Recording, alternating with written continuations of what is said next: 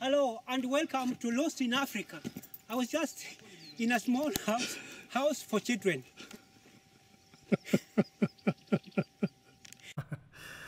I know. I'm beating that house for small children gag like a dead horse. But I have to admit to you, I really enjoy it. Here we are in the Taita Hills in the coast province of Kenya. And this is Wundanyi, sort of the capital of Taita Hills, the home of the Taita people. We decided to come by here for Easter, which turned out to be a good time to visit. Wundanyi seems to me to be a sleepy little town, and at least Easter kept me awake. We were very lucky to meet this man, Harrison. It was obvious to us that he loves the Taita Hills and his people, the Taita. He was very easygoing and a fountain of knowledge. You'll see a lot of him. We also met this lovely 98-year-old beauty. Allegedly, she played a role, albeit minor, in the founding of the Republic of Kenya. You don't meet people like that every day. We also met some other interesting people and learned about Taita culture as practiced over 100 years ago. So grab a backpack, a bottle of water, a couple 2-tree sandwiches, and your walking shoes, and let's get lost in Africa.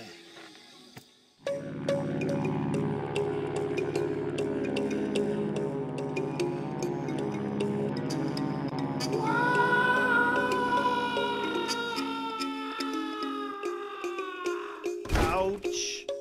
Ouch. You're the best.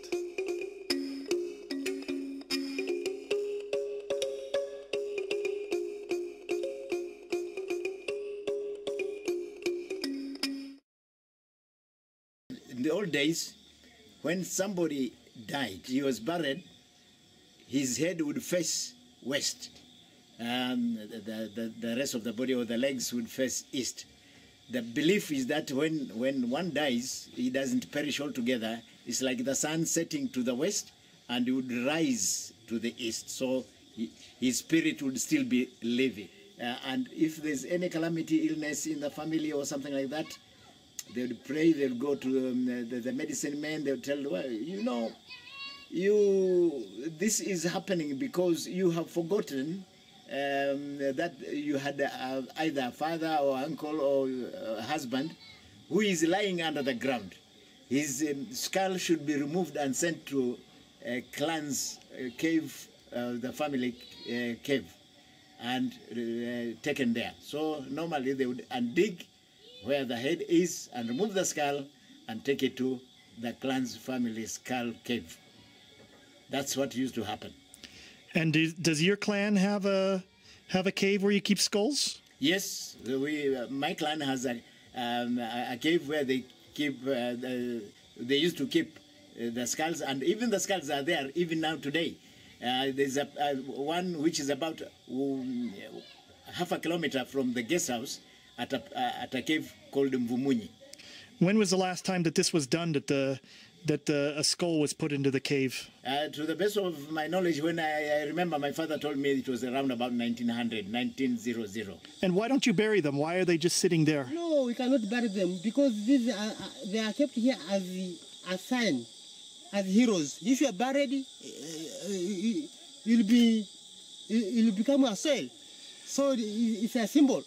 Do Taita people ever come to see these skulls? Yes, they usually come, even the foreigners from outside overseas. They usually come from America, from Australia, from Canada, from Finland, all over the world. They usually come here to see and study about Taita culture. There's a hill around here called Shomoto Hill.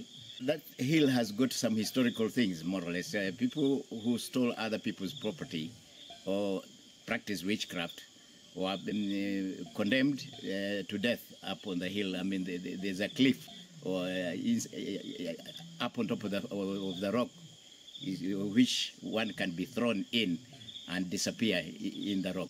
And did you ever see somebody thrown off that hill? No, personally, I have never seen anybody thrown here. This practice went before I was born, but my father saw it, and my father witnessed one person surviving after being thrown over the cliff, being found rolling down, having rolled down, whether he rolled himself or he was rolled by other animals which may be inside, and he was found alive but very weak at the bottom of the hill.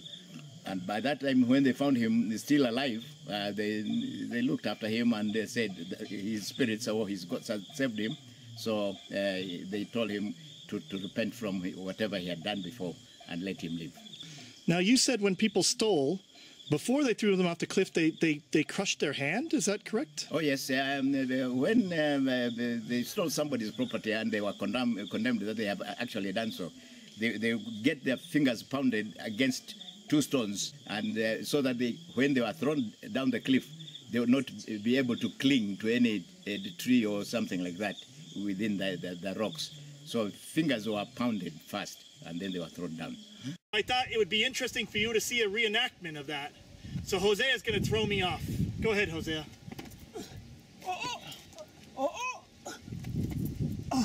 Okay, I think I ate it. I think I ate one too many pizzas. Okay, Hosea, you're going to kill yourself. I'll just jump. Okay, ready? Okay. According to this next man, Charles, and his 98-year-old mother, Sylvia, the first president of Kenya, Jomo Kenyatta, and many others, stayed in caves in the Taita Hills while planning how to overthrow the British government prior to Kenya's independence. This is where Kenyatta and others planned how to bring down the British colonial rule. They were here since 1948 to 52, early 52, before they were arrested. They planned strategies here for all sorts of ways to make the two governments down. And these people suffered a lot because the British colonial rule was very fierce. They did not sleep. They were all chased day and night. So they come and hid here. That's why they got some brief here. And did they have beds in here? Where did they sleep? They slept on dead and banana leaves, and you can see the leaves. Banana leaves. Let's see the banana leaves. These are the leaves. Oh, okay. Yes. Are those the exact leaves that they slept on? No, these they resemble. Oh, okay, okay. Yeah, they resemble. And how many people slept in this cave? There are about 200 people. 200 inside the cave? There are many because we have 3 caves. You have seen the first one, this is the second one, we are going to the third one. Okay. There are many. So the first president of Kenya, this is where he planned his strategy. Exactly. Jomo Kenyatta. Jomo Kenyatta. We're here with someone quite amazing. This woman was cooking for Jomo Kenyatta before he became the president of Kenya. Now, when we first arrived here, I noticed that she has tattoos, and I was surprised. But what they told me was a long time ago, the Taita people used to tattoo the faces of the women for beauty. She wanted to have the tattoos done. Her father didn't want her to have it done. All her friends had it done. So she went to her friend's house to have it done. And when they used to do it, they used to take a razor blade and make the incisions. And then they would take this corn cob, and they would put it in the fire until it was burned, when there were ashes on it, and then they would rub it into the cuts. Yes. And she said after she had it done, her face was swollen up, but there was nothing her father could do by then because it was already done. Here's a photo I took of Sylvia with my camera, which was converted to infrared. You can actually see the individual incisions they made in her face with the razor blade. Mama, I heard that Mr. Jomo Kenyatta was coming this way, and you are cooking food for him. Is that true?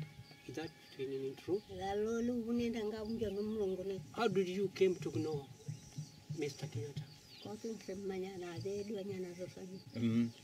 So your husband was working together with Jomo Kenyatta.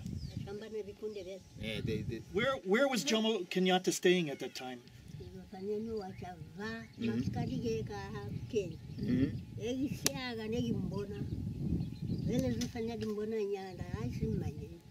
The special branch, they didn't know that the caves were there? Were you afraid to be captured by the special branch?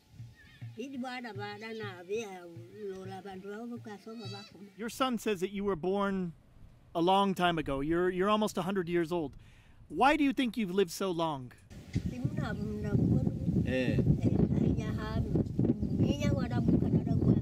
You do any exercise? Do you walk around the area at all? You're still doing your own farming? Wow. Hey, you're an incredible woman. In fact, right now she has just come from the back garden. Sure? Wow. Without cultivating her own food, she doesn't feel okay. When you married, was it you that chose your husband, or did your father choose your husband for you? Kodesa kwa kumwene. Do you think you made a good choice? Well, we've driven very far to get here. It's way, it's way out in the bush, and the road is very narrow. Even it turns into a footpath, and there's a lot of places where you could see soil erosion. So we're a little bit worried about mud, and now it's starting to rain. So I think, unfortunately, we'd love to keep talking to this lady, but I'm a little bit nervous. Are we gonna be able to make it out of here? So I think we have to cut this off. So, madam, asante sana.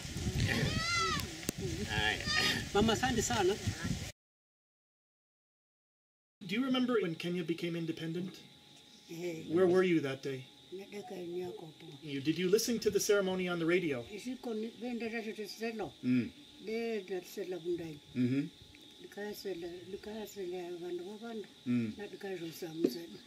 What were you feeling when the Kenyan flag went up the pole?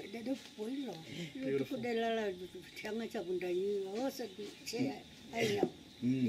You were dancing. Can you still dance? Can you still dance? Can you show us how you were dancing? What was the greatest day of your life? The day, is there one day in your life that you think was the greatest ever? Mm-hmm. And if one of your grandchildren was getting married today, what advice would you give them before the marriage ceremony? Mm-hmm.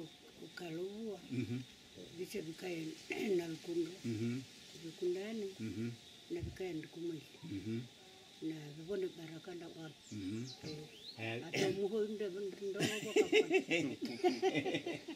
He said she would advise them that the first thing they should be in love, love his wife and be together, and be together and respect each other and see the God's blessings. And says, and one of them is here, who is recently married. She told you that day? Yeah. And have you lived up to that? I'm trying to live with it. How long have you been married now? The third year. Third year? Yeah. Okay. Well, thank you for talking to us, madam. It's chabucha. Chabucha. Chabucha. Chabucha. Asante, there you go. Asante sana. You're the best, madam. Okay, I wish you luck, huh? Yeah. Be blessed, and may God help you to travel safely. Thank you. Asante sana. Okay. This is Mara High School. It started in 1960, and it's the first high school in Taita district. I schooled in this school, and I got all the benefits, all the disciplines and the education I got from here. I also started driving for the first time the school Land Rover here. I used to drive from here to Dembo and collect schoolmate and to be used for the school. When were you a student here? I was a student here from 1960 to 1963. Okay, and you were the head boy, huh? I was the head boy throughout. But I don't see many male students now. They're all wearing skirts. I don't think these are guys. They are all girls now. From 1960, it was all girls. We phased out our former intermediate school, which used to be here. The former intermediate school used to be called Coast Girls School. It was the only boarding school in the Coast Province. Okay. So it used to have classes from standard 5 to standard 8.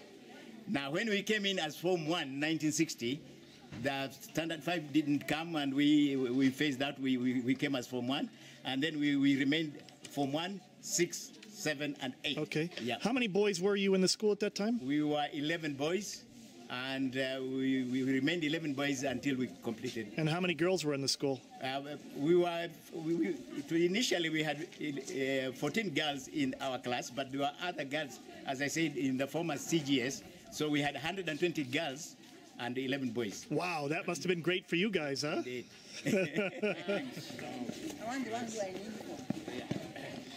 So one of the old students and now all the new students.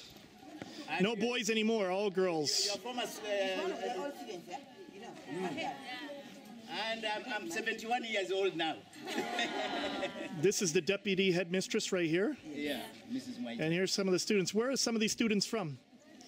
Where are you from, dear? All from all over, Coast Province. You're from the coast? Yes. How about you, young lady, right there? Where are you from? I'm from Motete. Atete. Yeah. And you, where are you from? I'm from Mombasa. Mombasa. Wow, so most of the students are from the coast. Yeah. Yes. Anybody from Western? Nobody from Western? This tall young lady, where are you from?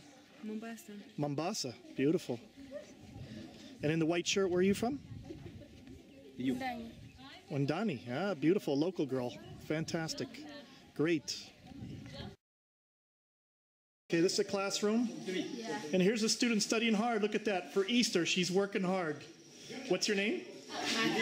How old are you? 16. You're studying hard? What do you want to be when you finish school? What type of work do you want to do? A doctor. Fantastic. Well, I wish you luck. So what form are you in, Mary? I'm in Form 4. And what's your favorite subject? English. English. What do you want to do when you finish school? You want to be a doctor. Do you think you're going to get into university? Are your grades really good? Yeah. Are you the head girl? Yeah, I'm a head girl. You're the head girl. What's the name of your school? Iwinda. Huh? Iwinda. This is where people harvest sand for building, and they keep our youngsters active and busy so that they earn their legal and fair living. They don't have to go to steal or do anything bad because they can work hard and get their living. Where are they getting the sand from? The sand is from the river. The river is called Burundu River or Wundanyi Boy River. Okay. The sand is brought in by the river. They remove it from the river. Some more sand comes in. Okay. It's a blessing from God. Okay. Yeah. So how long does it take to make a pile of sand like what they're making now? That I have to ask them, and I ask them in the local language so that we know. Okay.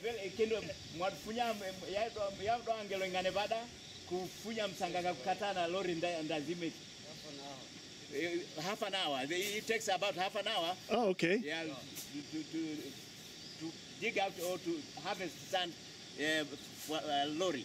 How long does it take them to sell the pile of sand? How long Before they sell the sand, how long do they sell one every day, or does it take a week, 2 weeks to sell a pile? Right.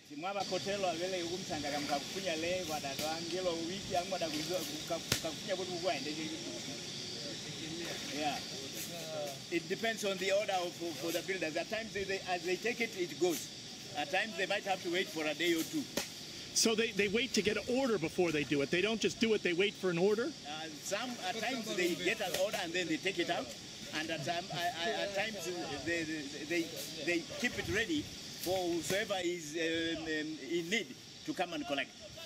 Okay. Yeah. Thank you. Right. How long have you had this shop where you're selling chapati and chai? This place that you're selling chai and chapati, how long have you been doing this? For 2 years. For 2 years. And what were you doing before that? No. No work. No work. No. You were taking care of your family. Yeah. How many children do you have? 3. 3 children. And where are they?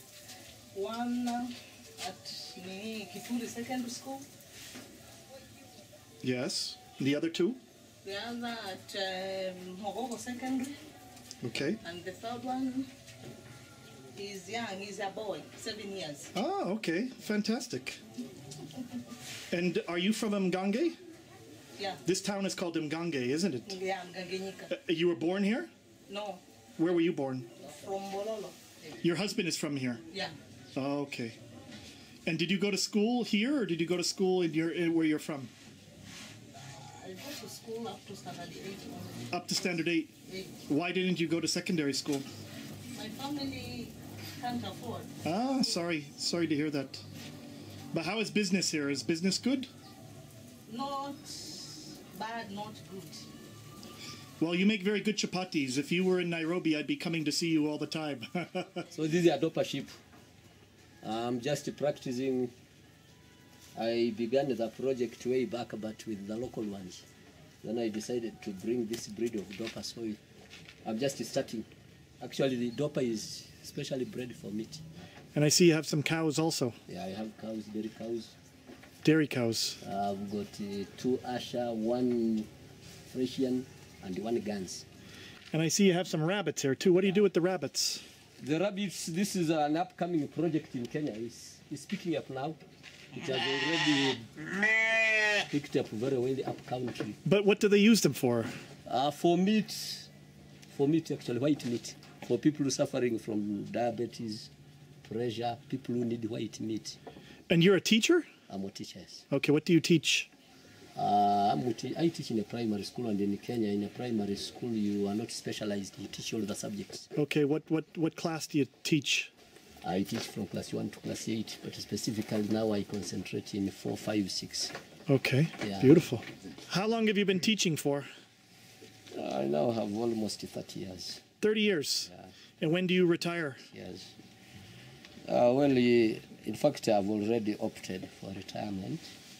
So when is that? Health grounds. As I'm standing here, I've already done that.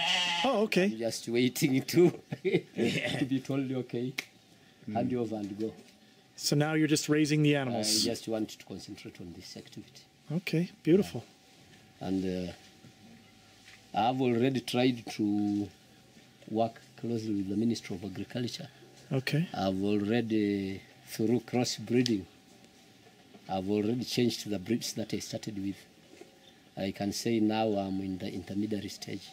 Okay. Yeah. Because I moved from foundation to intermediate. And are your children going to do the same work, do you think? Well, my children, you see, well, not all of them will be like father, like son. How many children do you have? I have 6 children, 5 boys, 1 girl. Okay. Have any of them expressed an interest in doing this type of work? Well, I don't know, because my firstborn is a daughter. She's at Kenyatta University. The secondborn has already completed Form 4. He is looking for a college. Okay. Then 2 are in Form 4 this year. Then I have another one in Standard 8, and this small one you see here. So I don't know which one will be interested in this activity. he's most likely to pick up because he's seeing what you never know. What is your daughter studying at university? She's taking education. Education. So she wants to be a teacher like her father. Be a teacher. Ah, okay. So used clothes are a big seller here in Africa, and this woman is selling some used clothes. Where do you get your used clothes from?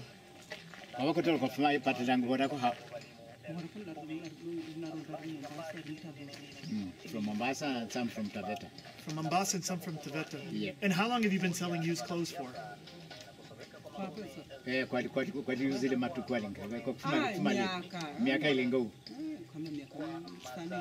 For 5 years or so, or 6. Which started first? Were you selling used clothes first, or were you selling the vegetables and other stuff first?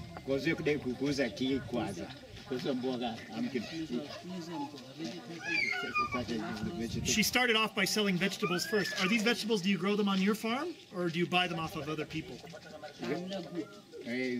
She buys. She buys them. Okay, beautiful. Okay, and you can see by what she's selling, she's got some oranges over there, some avocado, onions, tomatoes, garlic. Some, and even a djembe. A djembe for cultivating? farmer. Yeah, don't show me, show him. Oh. Harrison, maybe you could point out, what are these other things? What is this here? Majani, they call this tea leaves. Okay. People What are these? like tea. What are these things? Mabuyu. They call mabuyu Is that from for the chewing. Is that from the Baobab. baobab tree? Yeah. This is from the baobab tree Yeah, right there. baobab These are tree. the seeds from a baobab tree. And what is Yeah. all this stuff? What is this? These like peas Yes. and the beans, eh? Yeah. And maize. And maize. And what's that in the container there?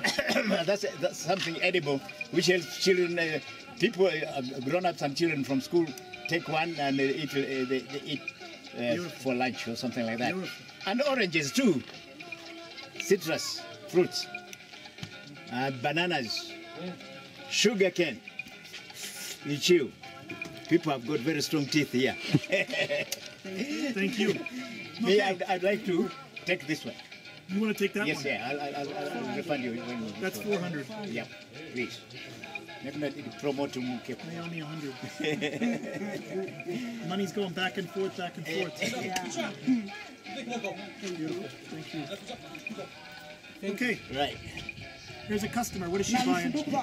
Sugar cane? She wants oranges? If you want to buy sugar cane, you can see a customer already. Yeah. What are you going to do with that sugar cane? You going to eat that yourself or someone else? Yeah. You can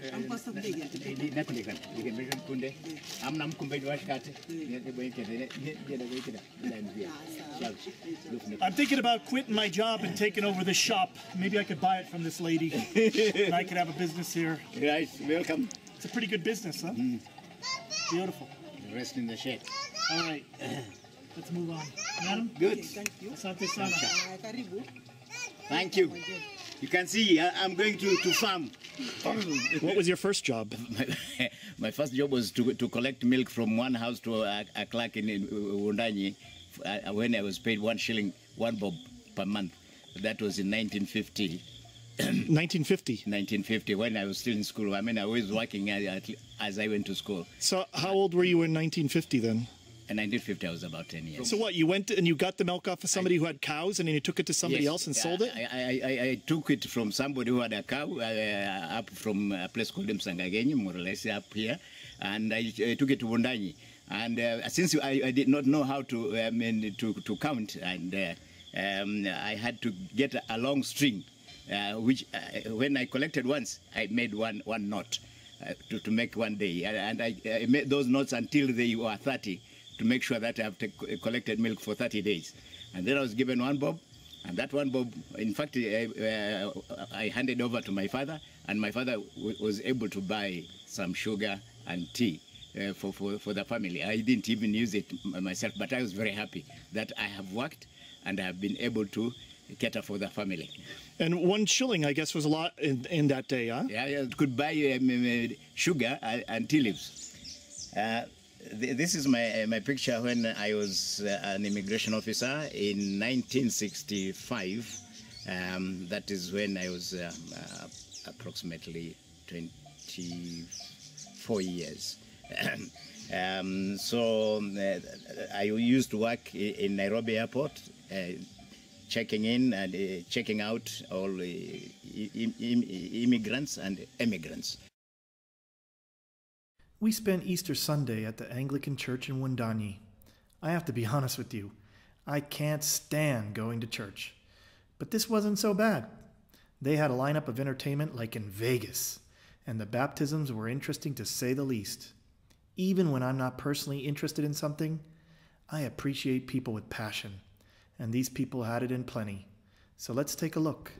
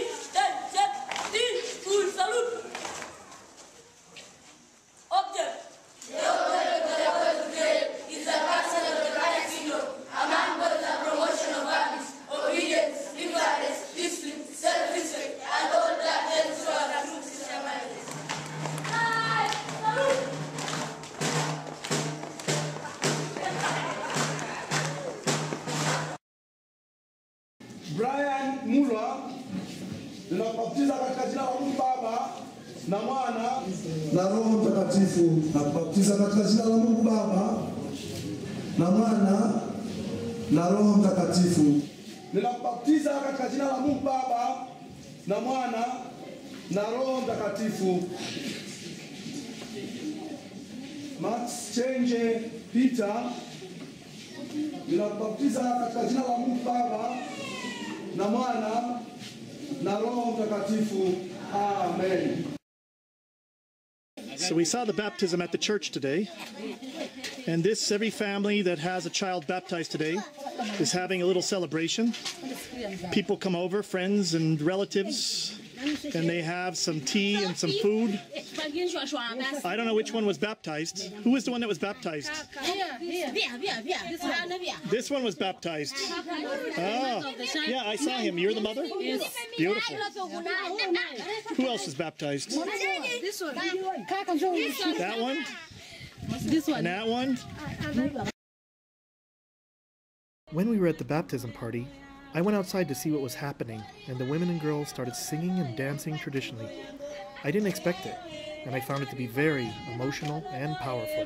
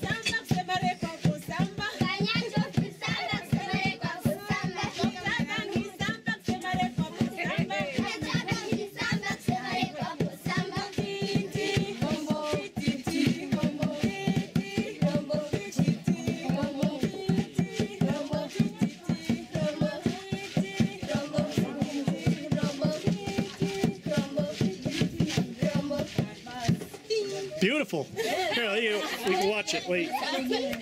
Until next time, Kevin and I will be lost in Africa.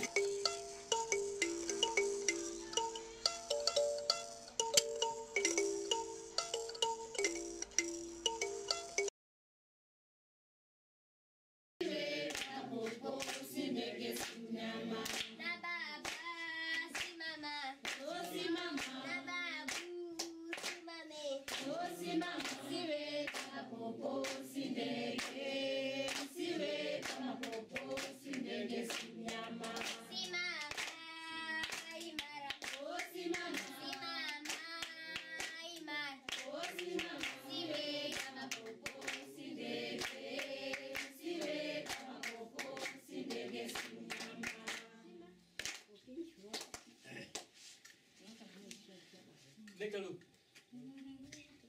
Moto umewaka leo. Moto ni kazi ya Yesu. Moto umewaka leo. Tuimbe haleluya. Moto umewaka. Wazazi wote mama. Moto umewaka. Na shetani ameshindwa. Moto umewaka. Na tuimbe haleluya. Moto umewaka. Tuimbe moto umewaka leo. Moto ni kazi ya Yesu. Moto umewaka leo.